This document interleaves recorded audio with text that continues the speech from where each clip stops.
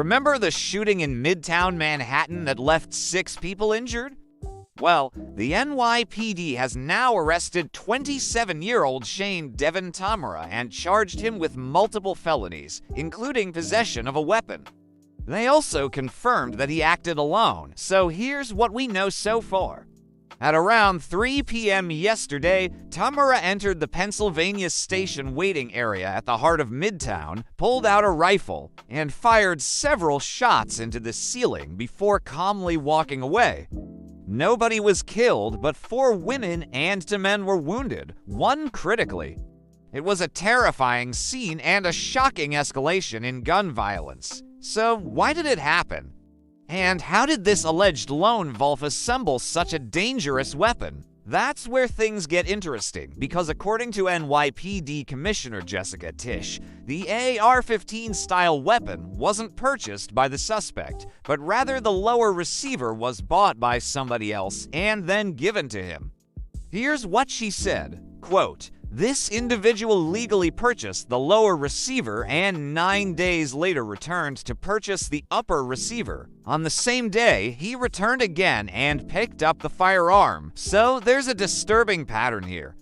Someone buys the lower receiver, waits 9 days, comes back and purchases the upper receiver. Then, on the same day, the suspect picks up the weapon and voila, an AR-15 style rifle is fully assembled. Now, this is where Shane Tamura's alleged accomplice is supposed to have played a role, but so far, nobody else has been charged or even publicly identified. The question is, how did they do it? Well, there are 3 possibilities. First, the accomplice could have ordered the suspect the necessary parts to assemble the rifle. Second, they could have assembled it themselves and handed it over. Or third, they may have purchased the weapon already fully assembled and then gave it to the suspect. All of which raise major questions about how easy it is to build a weapon in secret and pass it off without raising any red flags.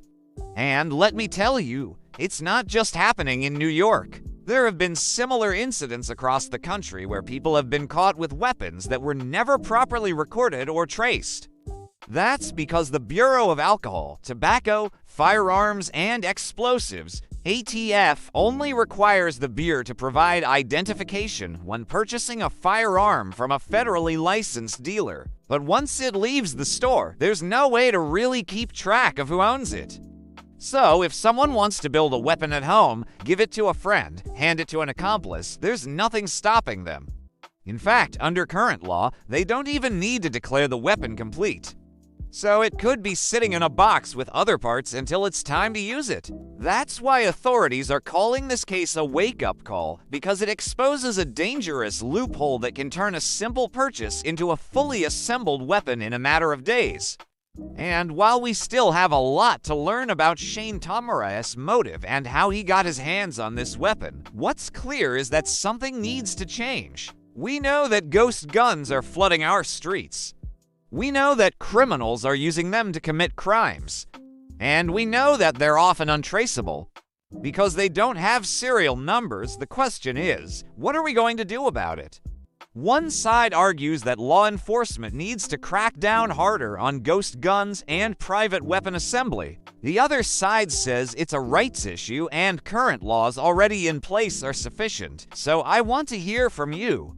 Should law enforcement crack down harder on ghost guns and private weapon assembly, or is this a rights issue that needs more balance? Drop your take in the comments below, and if you think stories like this need to be seen, hit that LIKE button. And subscribe to stay updated on breaking stories and deep dives the mainstream might miss. Because together we can be a force to push back against censorship, control the narrative, and help take our country back. Before you go, make sure to check out this important video. Thanks for watching, and make sure to tune into our nightly opens, stories that are changing the world and changing your life from Tucker Carlson tonight.